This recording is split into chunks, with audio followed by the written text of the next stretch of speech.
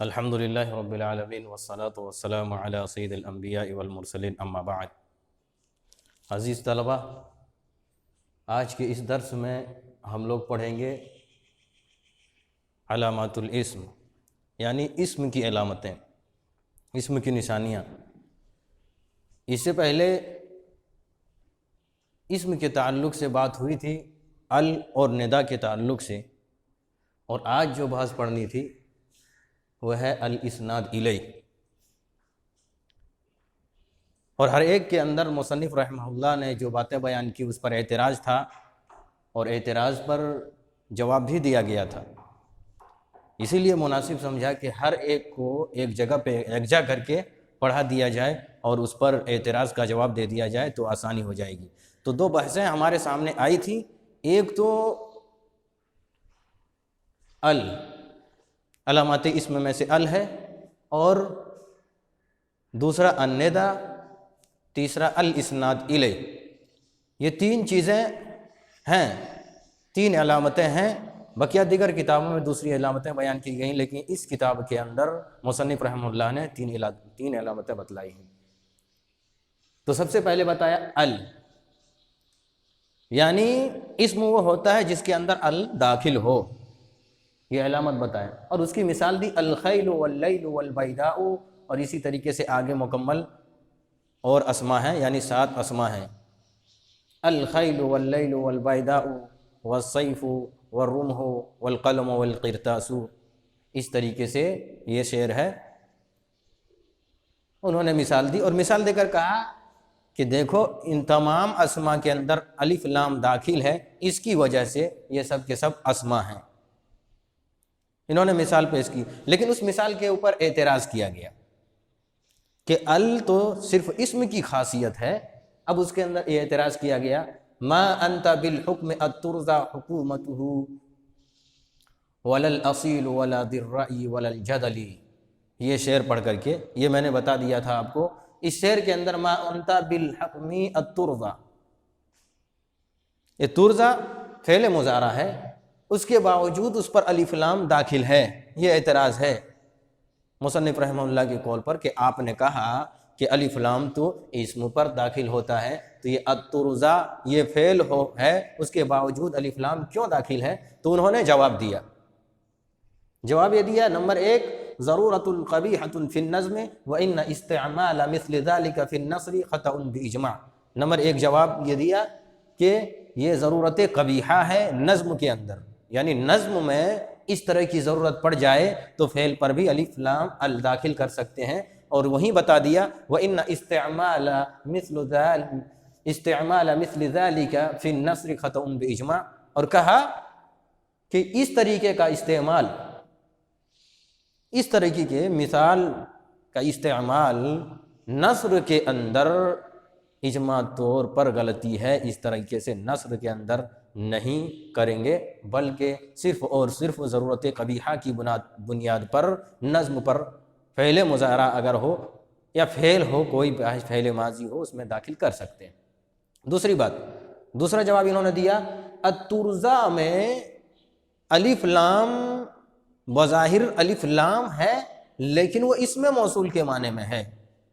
ال فی الترضى اسم موصول بمعنى الذی، الذی کے معنی میں ہے، اور ہمارا معلوم ہے کہ الذی اسم موصول اسم پر فعل پر داخل ہو سکتا ہے، اسم پر بھی داخل ہو سکتا ہے، فعل پر بھی داخل ہو سکتا ہے۔ لہذا جب الذی کے معنی میں مانیں گے تو ما انت بالحکم الذی ترضى حکومتہ یہ ہو جائے گا، پھر اعتراض ختم ہو جائے گا۔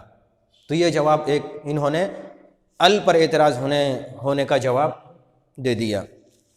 اب دوسری علامت انہوں نے جو بتائی، علامات اسم میں سے الندہ، یعنی جو منادہ بننے کے قابل ہو یا حرف ندا اس میں داخل ہو وہی اسم ہوتا ہے، اور اگر دوسرے میں داخل ہو جائے تو اسم نہیں ہوتا۔ اب یہاں مثال دیے، یا نوح اہبط، نوح اسم ہے، یا لوط انا رسول ربک یہ بھی اسم ہے، اور دیگر مثالیں قرآن مجید کے اندر ہیں، جیسا کہ کتاب کے اندر بھی وہ مثالیں ہیں۔ اعتراض یہ پیش کیا گیا کہ الا یا اسجدو یا لیتنا نرد یا رب کاسیۃ فی الدنیا، یہ اعتراض کی مثالیں ہیں۔ الا یا اسجدو، دیکھو الا یا یسجدو، کیا جواب دیا؟ یہاں کہہ رہے ہیں کہ یا آپ نے کہا ندا، یا یہ ندا اسم پر داخل ہوتا ہے، یہ تو اسجدو فعل امر ہے، تو فعل پر کیوں داخل ہو گیا؟ دوسرا اعتراض یا لیتنا نرد، آپ نے کہا اسم پر داخل ہوتا ہے، یا کو داخل کرتے ہیں اسم پر، یا اب یہاں آپ نے کیوں داخل کر دیا؟ یہاں پر کیوں ہے یا لیتنا نرد؟ اللہ رب العالمین کا قول یا لیتنا نرد میں کیسے یا داخل ہے؟ یا یہ ندا کیسے داخل ہے؟ حالانکہ یہ کون کیا ہے؟ ان لیکن لیتا لعل اسماء افعال میں سے ہے۔ اور ایسی بتایا یا رب کاسیۃ فی الدنیا، یہ بھی کیا ہے؟ یہ حرف ہے، فعل پر بھی داخل ہو گیا اور حرف پر بھی ہم نے داخل کر دیا، تو کیا پتہ چلا؟ اس کی خاصیت کیا ہونی چاہیے؟ یہ خاصیت تو پھر اسم کی خاصیت نہیں رہ گئی، بلکہ یہ سب میں بھی داخل ہے۔ یہ اعتراض پیش ہوا، اعتراض کا جواب دیا۔ جواب نمبر 1 المنادى محذوف، جواب یہ ہے کہ منادى یہاں محذوف ہے، بلکہ یہاں کہیں گے یا قوم اسجدوا یا قوم لیتنا نرد یا قوم رب کاسیۃ فی الدنیا، یعنی قوم یا فلاں اس طریقے سے اس کے اندر منادى محذوف مانیں گے اور اس کے بعد اس کا جواب دے دیں گے۔ اور دوسری بات یہاں جو بتا رہے ہیں کہ یا التنبیہ لہ للنداء، دوسرا جواب دے رہے ہیں یہاں اور اس پر اور یہاں اس جگہ پر، یہ سب جگہوں پر یا تنبیہ کے لیے ہے، ندا کے لیے نہیں ہے، لہذا تنبیہ کیا، چاہے اسم ہو، چاہے حرف ہو، چاہے فعل ہو، سب پر داخل کر سکتے ہیں، اس میں کوئی حرج کی بات نہیں ہے۔ تو اعتراض کا جواب مل گیا اور اس سے اعتراض ختم ہو جاتا ہے۔ ایک تو منادى محذوف مانیں گے، دوسری بات یہ ہے کہ یہاں یا للتنبیہ کے لیے ہے یا ندا کے لیے نہیں ہے۔ اب تیسری بات الاسناد الیہ، یعنی مسند الیہ ہو، اور مسند الیہ کے تعلق سے بتایا کہ ایسے اسم کے ذریعہ سے نسبت کر دینا جس سے مکمل فائدہ حاصل ہو، مکمل سننے والے کو فائدہ حاصل ہو جائے۔ تو یہ 3 قسم کے ہوتی ہیں، ایک تو جملہ اسمیہ ہو، اسم ہو، ایک تو فعل ہو یا اسم ہو یا جملہ ہو، 3 طریقے سے ہوتے ہیں مسند الیہ۔ اور مسند کبھی مسند فعل ہوتا ہے، کبھی مسند اسم ہوتا ہے، کبھی مسند جملہ کی صورت میں ہوتا ہے۔ اب یہاں بتا رہے ہیں قام زید، زید کھڑا ہوا، تو اس میں قام مسند ہے اور زید مسند الیہ ہے، لہذا مسند الیہ کا اسم ہونا ضروری ہے۔ اب یہاں اسم یہ ہو گیا، مسند الیہ یہ ہے تو یہ اسم ہے، یہ کوئی بڑی بات نہیں۔ اب یہاں بتا رہے زید اخوکا، زید تمہارا بھائی۔ اب دیکھو اخوکا کی نسبت زید کی جانب کی جا رہی ہے، یعنی جس کی نسبت کی جائے وہ مسند اور جس کی جانب کی جائے وہ مسند الیہ، تو یہ مسند الیہ بن رہا ہے، لہٰذا زید اسم ہے تو اسم مسند الیہ ہو سکتا ہے۔ اب تیسری جو مثال دے رہے ہیں یہ اسم کی مثال تھی، یہ فعل اور یہ جملہ کی صورت میں ہے۔ انا قمت، میں کھڑا ہوا، انا ضمیر متکلم مبتدا، قمت فعل، اس میں تا ضمیر انا متکلم کی طرف اشارہ کر رہے ہیں۔ تو قمت میں کھڑا ہوا، اس میں کھڑے ہونے کی نسبت انا کی جانب ہے، یہ مسند الیہ ہے، اور یہ فعل فاعل مل کر پورا جملہ ہو کر کے یہ مبتدا کی خبر ہے۔ یہاں تک تو بات ان کی مثال کی سمجھ میں آ گئی۔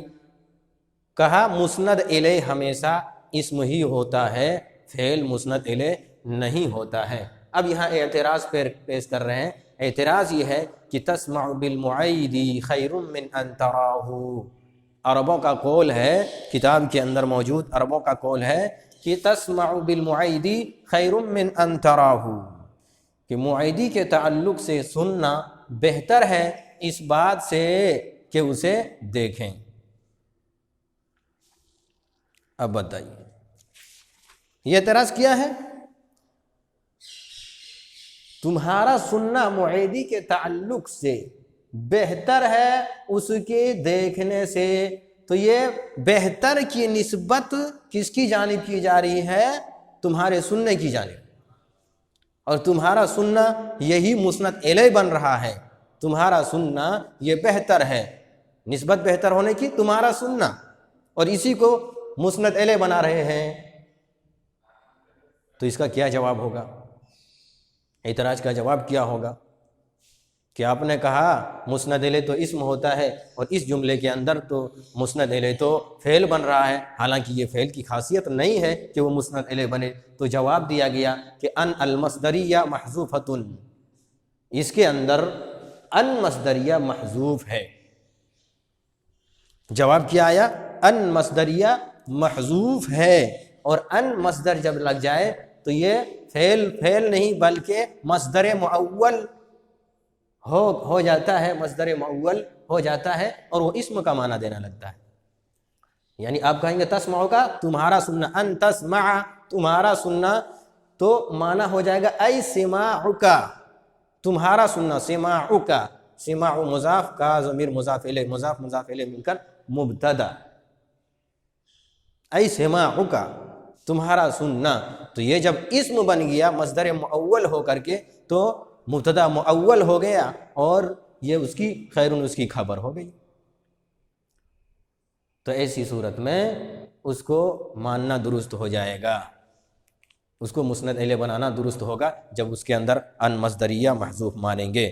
اور اس نے یہ دلیل پیش کی کہ دیکھو یہاں پر ان مصدر ماننا، کس لیے ہم نے ان مصدریہ محذوف مان لیا؟ اس لیے کہ جو ان مصدریہ کو محذوف ماننے کو جائز قرار دینے والی چیز ہے وہ ہے دوسرے ان کا ثبوت، اور دوسرا ان یہاں دوسرے ان کا ثبوت اور ان یہاں موجود ہے، لہذا اس کی وجہ سے ہم وہاں پر ان مان رہے ہیں۔ حالانکہ عربی میں اس طریقے سے عمدہ اور اچھی بات نہیں ہے، لیکن جائز ہے کہ ایسا کر دیا جائے کہ دوسرے کو دیکھتے ہوئے پہلے والے پر ان لگا کر کے اس کا استدلال کر دیا جائے۔ تو پتہ چلا کہ جواب ان مصدریہ محذوف مانیں گے، اور ان مصدریہ جب محذوف مان لیں گے تو ایسی صورت میں مطلب ہو جائے گا سماعک کے معنی میں، معنی ہو جائے گا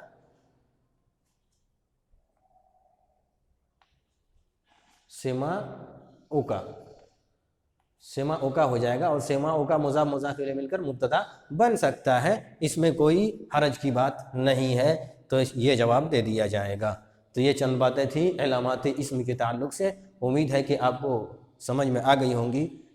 اللہ رب العالمین سے دعا گو ہوں کہ اللہ رب العالمین ہماری محنتوں اور کاوشوں کو قبول کریں، اور طلباء کو ان قواعد کو سمجھنے اور اس کے مطابق عبارات کو حل کرنے کی توفیق بخشے۔ آمین۔ السلام علیکم ورحمۃ اللہ۔